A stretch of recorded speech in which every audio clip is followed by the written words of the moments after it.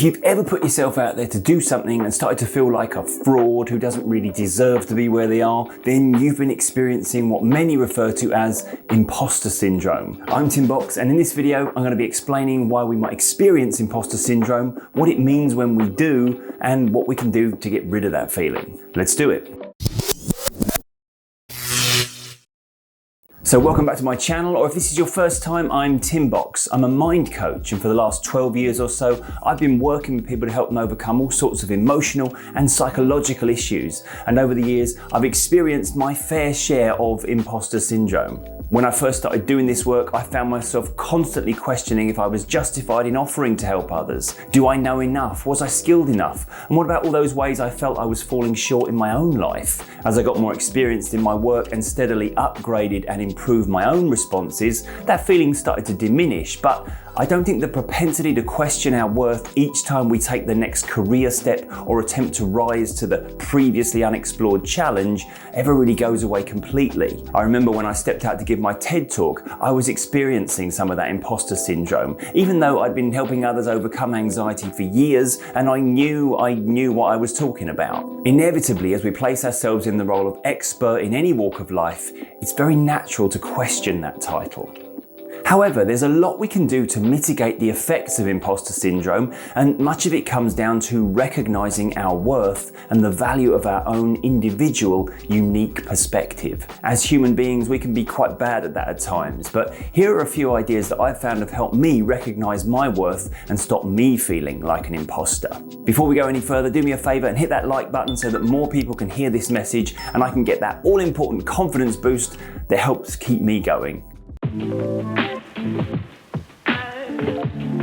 So, imposter syndrome is commonly defined as that thought that at any moment someone is going to see through us and realize we don't belong here. It's the idea that we don't feel as competent as we believe others perceive us to be. It leaves us feeling anxious and afraid that at some point the truth will be discovered and all we have will in some way be taken from us.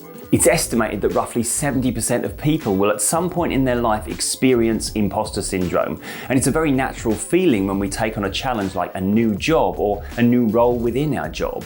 However, some will experience imposter syndrome regularly due to a feeling of never quite being good enough. This can, more often than not, come from our upbringing. Our parents either never really showed us enough appreciation no matter how hard we tried, or they were so keen for us to achieve that they gave us the impression that only perfection was acceptable. This can result in us setting ourselves impossibly high standards and constantly feeling like we fall short. But regardless of our imposter syndrome origin story, let's go over a few ideas that might help us mitigate its effects and get us back on the path to once again believing in who we are and what we do.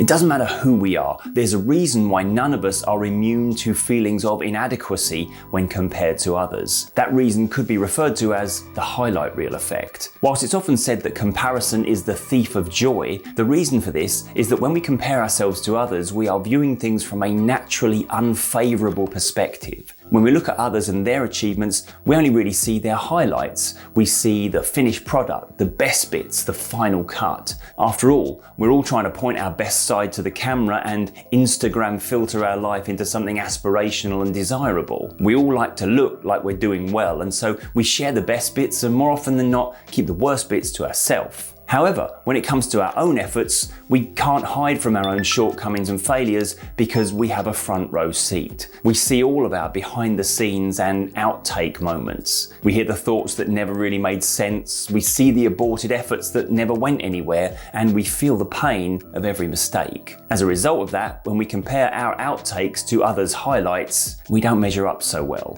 Then, when we're asked to step up to the bat as the expert, to present at the meeting or take the promotion or even just share our thoughts in a conversation, we feel like others have mistakenly judged us as more skilled or knowledgeable than we actually are, and we feel like an imposter. However, it's important to recognise and remind ourselves that when we're judging ourselves by comparison to others, then our perspective is skewed and we are inevitably selling ourselves short in our assessment of our own worth. We're actually doing much better than our perspective suggests. It's amazing how often we feel increased pressure on our performance when we perceive there to be an expert in the room. We might feel this when we have to present at a meeting and suddenly realise the boss has just walked in the room. Or maybe we've been asked to present something to our peers and we're aware they know the subject just as well, if not better than we do. However, there's something really important to remember in these instances. Nobody's expecting us to come up with something revolutionary and articulate an idea that's never been heard before. The reason we're being asked to speak is because those listening are interested in our perspective. They want our opinion as we see it. This is why we can always speak from the standpoint of being the expert in the room, because nobody knows and understands our perspective better than us. Whenever I'm asked to present, I always remind myself that all I have to do is represent my point of view as articulately as possible. So when I gave my TED talk, or whenever I present at a hypnotherapy convention or seminar, all these times I'm aware there will be people listening who are potentially even more experienced than me, but I accept that they're listening because they're interested in my point of view, and that's the one topic I am the expert on. Yes, people might disagree. In fact, some people might be there simply to disagree, but I think that's okay.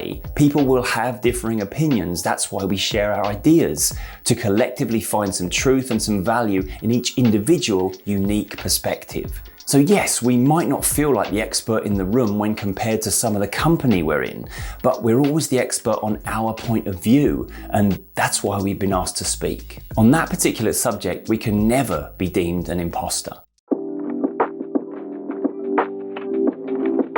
The Dunning-Krueger Effect is a phenomenon we will often witness when we're scrolling our social media. The idea is that when we start to learn a subject, we have the perception that we're suddenly experts and start to voice strong, albeit naive opinions. It's that feeling of suddenly knowing something that not many people know, instantly feeling like an expert and inevitably wanting to share that. Then we study some more, and at some point we suddenly realise what a vast subject this field of study is. Then we go quiet because we recognise that our knowledge on the subject is fairly limited compared to how much there is to know. Hopefully, if we keep studying, we might after many years achieve actual expert status, and then we'll feel legitimately able to discuss the topic with a solid knowledge base. You'll probably be aware that when we're listening to an expert in the field, they might often mention the limitations of whatever knowledge is being shared. That's because they're aware not just of what we know, but also of what we don't yet know. So how does this help with imposter syndrome? Well, here are my thoughts. If we're aware of that feeling of inadequacy and a sense that we don't know everything,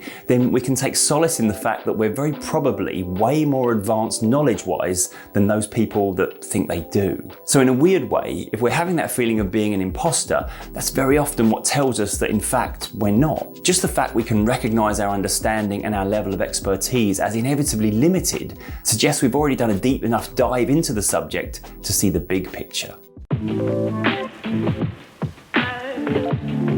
There are a million reasons why we might be experiencing imposter syndrome, and as we go through life's challenges, it's perhaps more of a red flag if we don't experience it at some point. We're all very familiar with that feeling of taking a new step and advancing beyond our comfort zone. Just remember that you are worthy of your opinion being heard, and your efforts are of greater value than you give yourself credit for. It was Winston Churchill that described success as the ability to move from failure to failure with no loss of enthusiasm. I think these days success can also be described as the ability to recognize one's own self-doubt, but carry on anyway. When we stand up to speak and share our thoughts, we're likely going to find those that don't appreciate our voice or agree with our view. However, that doesn't mean our opinions are not of value or that our voice shouldn't be heard. Of all the people that might potentially fail to appreciate you, make sure you're not one of them. If you have ideas, they're probably worth sharing.